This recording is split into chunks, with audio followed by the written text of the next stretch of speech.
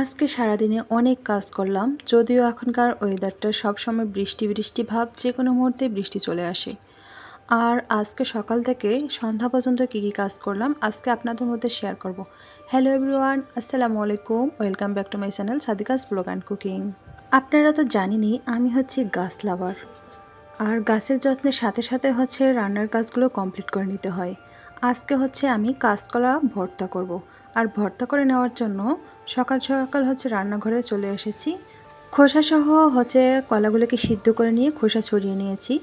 আর আমি যে ভর্তাটা বানাই এটা সবচেয়ে বেশি টেস্টি হয়, আর এটার হচ্ছে মূল সিক্রেট বিষয় হচ্ছে পেঁয়াজগুলো এভাবে আমি ভেজে নিচ্ছি।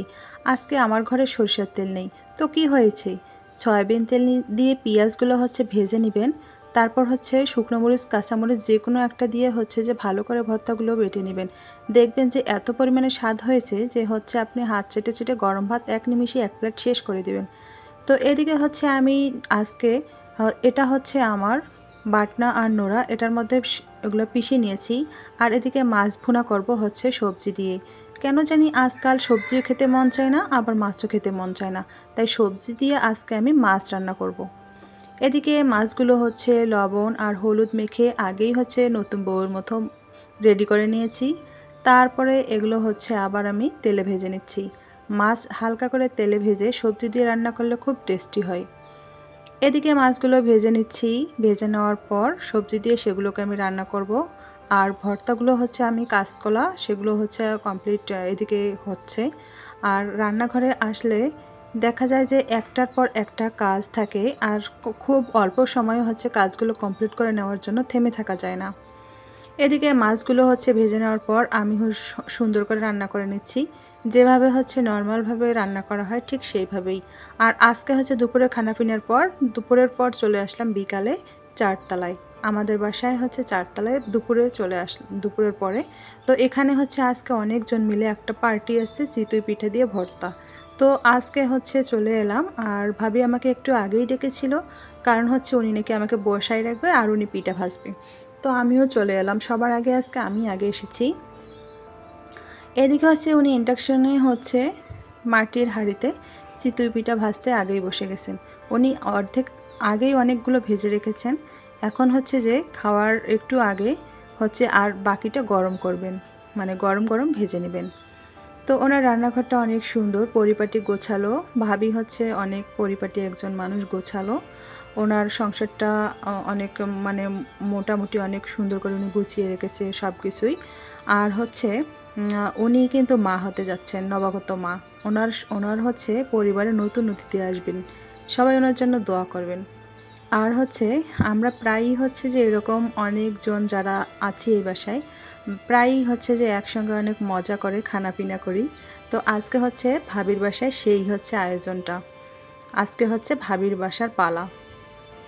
এদিকে হচ্ছে পিঠাগুলো আমি আসলে চিতই পিঠা খুব একটা ভালো ভাজতে পারি না। আমার কাছে মোটামুটি সবগুলো পিঠাই অনেক ভালো হয়, কিন্তু চিতই পিঠা কেন জানি আমার অনেক ধৈর্য নাই এত ভাজার জন্য। তো আজকে হচ্ছে আমি আগেই চলে আসছি। তো এনার কাছে, এই ভাবির কাছে হচ্ছে চিতই পিঠা ভাজার কিছু সিক্রেট বিষয় হচ্ছে যে আমি শিখে নিলাম। উনি চুলার ওপরে এই মাটির হাঁড়িটা হচ্ছে দিয়ে কখন সেটা গরম হবে, তারপরে হচ্ছে পিঠাটা মানে যেটা পিঠার হচ্ছে যে ডোটা মেখে রেখেছে এটা কখন দেবে, তারপরে হচ্ছে কখন ঢাকনাটা লাগাতে হবে তুলতে হবে, উনি সব কিছুই হচ্ছে যেন একদম পারফেক্টলি হচ্ছে বুঝতে পারেন। তো ওনার কাছে হচ্ছে এই আইডিয়াগুলো হচ্ছে আমি ভালো করে আজকে আয়ত্ত করে নিলাম। এই আমি আগেও হচ্ছে চিতই পিঠা ট্রাই করেছিলাম, কিন্তু আমার কাছে চিতই পিঠা ভাজতে জন্য কেমন জানি অনেক ধৈর্যর প্রয়োজন মনে হয়। আমি হয়তো বা ভাবের মতো এত ধৈর্য হয়তো বা আমার নেই, ওনার কিন্তু অনেক ধৈর্য। তো চুলার উপরে হয়তো বা আমি এই পাতিল উঠাই দিয়ে দেখতাম যে গরম হয়ে গেছে, আর না হয় দেখতাম যে অনেক ভয় পাচ্ছি যে এই মনে হয় ফটাস করে মাটির হাঁড়িটা ফেটে যাবে। কারণ এর আগে হচ্ছে আমি মাটির হাঁড়িতে ট্রাই করছিলাম, আমার কাছে সেম এইরকমই হয়েছে যেটা আমি বললাম। এখন হচ্ছে একটা পিঠা উঠানোর পর একটু লেগে গেছে, তো ভাবি আমাকে উঠাই দিল যে এটা খান। আর এদিকে হচ্ছে ইলিশ দিয়ে কচুর বই আর হচ্ছে বেগুন রান্না করছে। তো ভাবি ওঠার পর আমিও একটু বসে গেলাম যে না আমি আজকে ট্রাই করব। তো ভাবিকে রিকোয়েস্ট করলাম যে আমি ভাজবো, উনি উঠলো, ওঠার পরে আমি এবার ট্রাই করা শুরু করলাম। তারপরে হচ্ছে মাশাল্লাহ হয়ে গেছে। আর চিতই পিঠার যে মূল উপকরণ সেটা হচ্ছে আটাতে সামান্য লবণ থাকে, আর এটা থিকনেস যেটা আছে সেটা ঠিকমতো থাকলেই তারপরে হচ্ছে পানির সঙ্গে আটা, এটার হচ্ছে যে একটা অ্যাডজাস্ট, এটা ঠিকমতো হয়ে গেলে পিঠাটা ভাজা অনেক সুন্দর হয়ে যায়। আমার কাছে একটা ভুল ধারণা ছিল যে অনেক সময় মনে হয় ভাতের মার, তারপরে হচ্ছে আরও জানি কী কী দেয় চিতই পিঠা ফুলে, তারপর হচ্ছে ভিতরে ছিদ্রগুলো বেশি থাকে। তো পিঠার আয়োজন শেষ, ওদিকে খানাপিনা হয়েছে, আমি ভিডিও করতে পারি নাই। খাওয়ার সময় একটু আমি পরে গিয়েছিলাম। আর এদিকে বাসায় চলে আসলাম, আসার পরে হচ্ছে গাছের যত্ন নিব। আর এটা হচ্ছে মানি প্লান্ট গাছ, এটাও হচ্ছে যে এক মানে প্রতিবেশীর কাছ থেকে হচ্ছে নেয়া। তো গাছটা হচ্ছে একটা মাটির পাত্রে ছিল, তো এটা হচ্ছে ডেকোরেশনও করেছিলেন মনে হয় উনি কালার দিয়ে। তো হচ্ছে যে সেটা আমাকে দিয়েছিল। এখন আমি ভাবতেছি যে এই গাছটা এখানে রাখলে মানে ভালো হচ্ছে না, গাছটার উন্নতি হচ্ছে না। এই জন্য গাছটাকে হচ্ছে আমি এখান থেকে আজকে বের করব, করে অন্য একটা টবের মধ্যে সেটাকে লাগিয়ে দেব। আসলে মানি প্লান্ট কিন্তু শুধু মানে টবেই হয় না, শুধু মাটিতেও হয় আবার পানিতেও হয়। তো এটা হচ্ছে মানি প্লান্ট গাছ। মানি প্লান্টের পাতাগুলো আমার কাছে খুব ভালো লাগে। তো এই গাছটা হচ্ছে একটু অযত্নে আছে, গাছটা বড় হচ্ছে না। আর ভিতরে দেখেন এটা হচ্ছে অনেক দিন ধরেই এই মাটির সঙ্গে এই মাটির পাত্রে হচ্ছে যে অনেক দিন থাকার কারণে অনেকগুলো শিকড় বের হয়ে গেছে। আর হচ্ছে মাটি বেশি নেই কিন্তু শিকড় দিয়ে ভরপুর। তো আমি আলতো করে এটা ভেঙে নিলাম ঠাস ঠাস করে, তারপরে হচ্ছে মানি প্লান্টের গোড়াটা ধরে আলগা করে একদম তুলে নিয়ে সরাসরি পাত্রে বসাই দেব, টবের মধ্যে বসাই দেব। দেখি গাছটার কতটুকু যত্ন নিতে পারি। আর গাছটা হচ্ছে একদম পুরো মাটি সহ উঠে চলে আসছে। তারপর এটা হচ্ছে টবের মধ্যে লাগিয়ে দিলাম। মানি প্লান্টগুলো কিন্তু অনেক বড় বড়, লতাগুলো অনেক বড় বড় হয়ে গেছে। তো আমার কাছে মানি প্লান্ট অনেক ভালো লাগে।